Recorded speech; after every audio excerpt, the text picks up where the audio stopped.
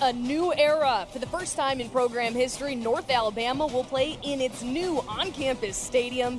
Add in some new coordinators, veteran leadership, and the Lions are looking to turn the page in 2026. Joining us today, we have the fourth-year head coach, Brent Dearman. He brought with him his quarterback, Destin Wade, and representing the defense, Jaheim Ingram. And Coach, I'll start with you. Always good to have you back here. And you look at last year, I know the record isn't where you wanted it to be, but you went toe-to-toe with an FCS national champion runner-up in Illinois State. You pushed them to double overtime. How have you watched this program evolve to where you want it to be heading into 2026? I'm very excited where we're at as a program right now. You look back to last season, we've got 3 games. We go into overtime, even double overtime, with either conference opponents that ended up right at the playoffs or with an Illinois State team that had an opportunity to win the national championship. So excited that we're bringing a quarterback to Media Days. It's the first time in my 4 years that we've brought a quarterback to Media Days, and that should tell you how much we believe in this guy. When he is healthy, I think he's one of the best players in FCS football. And having Jaheim Ingram here, a senior defensive lineman that's played for 4 years, we'll have to figure out what next year with the 5th year looks like with a guy like him, but really excited where our team's at heading into this season. One of the really exciting thing going into this season is what you talked about, opening that new stadium on September 19th against Alcorn State. But that makes a difference for a coach and recruiting as well. How has that affected your recruiting, your team, and just the excitement for the community and having your own place this season? I would say we landed probably the best recruiting class since I've been at North Alabama, just off the sheer fact that we could take kids into the stadium. You put a hard hat on and a vest, and you got to tour the stadium with guys instead of showing blueprints, instead of showing something on a TV screen. They actually got to physically see the stadium being built. So it helped us to bring in a better quality of player this offseason, either in the portal or through high school recruiting. I think it's given our players on campus a little bit more pride of playing for the university when there is an on-campus stadium that shows the level of commitment that our president, our athletic director, our board of trustees all have in the program to embark on building an on-campus stadium for the first time.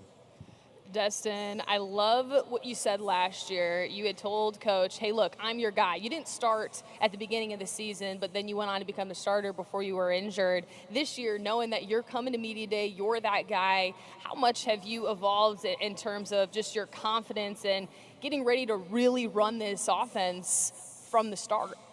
Yeah, I just want to thank Coach Dearman for the opportunity, giving me the opportunity to start here and play here for such a great university. But I'm excited for the season. I think playing those games last season got me a lot of confidence, and I'm just ready to roll. Jaheim, ask you a question.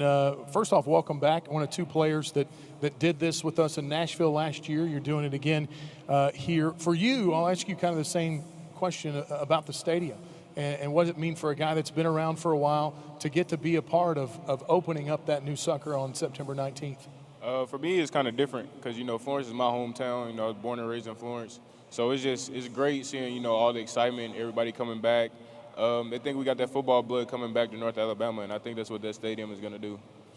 Jaheim, you mentioned that you're a native to Alabama, and last year you were actually voted male fan favorite. What does that mean for you as a guy who has so much pride in his hometown and is trying to put North Alabama on the map and on a quest to win a national championship? I really think it means a lot because I take a lot of pride in, my city, my community. So I love giving back, doing community service. So things like that all play a factor into it. And it's just a blessing at the end of the day. Coach Dearman, you mentioned bringing Destin back and how much it means to the program. We all know, in the transfer portal period where you're bringing new players in, when you bring a new player in that first year, it's obviously they're better. But that second year, especially for a quarterback, how much difference can that make for a program when he knows what's expected of him from day one? I told our radio guys this morning is Destin as a football player is God-given. His abilities are just through the roof. Where I've seen Destin grow more this offseason is his leadership skills. And when you can bring a quarterback back, it helps the whole football team. It doesn't just help the offense, doesn't just help us scoring points. For the defense to know we have the guy in place, for the coaching staff to know we have the guy in place. It helps your entire program anytime you've got a second-year quarterback. Instead of us teaching him our terminology, our language, he knows it where he's teaching players. He's been able to, I think every Saturday this summer, he's had all the receivers out throwing, where last summer that wasn't happening because he didn't know he was the guy. Now that he has the vote of confidence of the team, he's been able to lead more this offseason than he was in the past.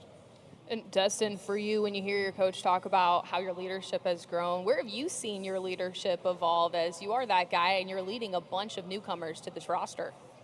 I think I agree with Coach Dearman. I think I felt like I've grown in my leadership, being more vocal, just leading by my actions and just trying to hold the standard as a team. So I think I've done a good job at that. Jaheim, you've been with Coach Dearman now your whole time with the Lions. Can you talk about what you like playing for him and why you stick around even with all the success that you've had? Because it's not just quarterbacks that get opportunities to play in other spots. It's really good defensive players like yourself as well. Yeah, Coach Dearman's like my partner in crime, man. He's the reason I'm here at the end of the day. He sold me on something. And everything, like I said in the past, everything that he sold me on is coming into fruition right now, especially with the stadium. So it's just nice to, see his word hold weight and see everything go into play. And I'm going to give a shout-out to both of these guys. They, not only are they our media day representatives because they're great players, but they really represent who we are as a program. You look at Jaheim Ingram, who grew up in Muscle Shoals. He's the face of North Alabama football. He wears the number 44 jersey because of his team voting on him as a leader, but then Destin Wade as well. Could have went anywhere. I mean, a quarterback with starting experience usually moves on, moves up. Both of these guys decided to stay and be a staple of what we're building at North Alabama. Dustin, you last year suffered an injury. I think one of the most underrated things in all of sports, especially team sports, is when you suffer an injury and you're removed from that team just mentally, from a mental health standpoint. I think it seems like you've done a great job of staying involved with the team. Can you just talk about that experience and making your way back? Yeah, it was hard. Actually, my twin brother had the same injury, so I got a little pointers from that. But, I just got to thank God for giving me encouragement and strength through that whole process and just staying mentally intact and just making sure my guys are right and leading them to the end of the season. You got kind of a history with another guy that plays in this conference as well. He is the offensive player of the year preseason. You were Mr. Tennessee over him in high school. Chris Parson is a guy you're very familiar with. Y'all faced off last year. Can you just talk a little bit about that history with him and what it means to you to see him get this preseason honor? Oh, yeah, he's a great quarterback. Every time I play against him, I have to bring my A game because I know he's going to bring his. So, it's a challenge competing versus him. He's a great quarterback. Competed through him since high school. So I'm just eager and ready for the challenge to compete against him. A great dude, too. Hey, Coach, you look at the schedule that's ahead for you. You get your fourth national television game of the season. You're playing some big-time opponents. What stands out as you're looking to build this team up early and test where they're at? Oh, I think we got a great opponent in Sanford in week one. A very good FCS program through the years with a brand new staff that does a great job. Coach Gross down there. We're playing in Huntsville, so it's a kind of a neutral site game for us. Then we get tested and go on the road at Arkansas. And then game 3, we've got a very, very talented Southeastern Louisiana team. That was a playoff team last year. So 3 good games before coming home and opening up that home stadium against a good Alcorn State team before jumping into kind of a conference slate that we know week in and week out is a very tough conference to play in. So we'll get tested early, but we get to see who we are very early in the season. Biggest test that you'll have early in the season, obviously, at Arkansas, an SEC team. Some of these FCS teams are choosing not to play some of these bigger schools. You guys, obviously, are still doing that. Can you talk about the decision to take on big schools like that? I think it's a great experience for the players. All these players grew up in the South with Jaheim in Alabama, Destin in Tennessee, and they all grew up in the SEC kind of blueprint, and they wanted to play in those stadiums. They wanted to play in those venues. So I think for me, having one game a year where we take these kids and they get to play in front of 80,000 fans, where they get to play it and see the Hogs getting called in Fayetteville, or in a couple years we play at Auburn. So to put these players in those big venues that they all grew up wanting to play in, I think it's a great experience for them. I know some others are not in that same boat that we are, but I like going to those venues and letting our players get exposed to that.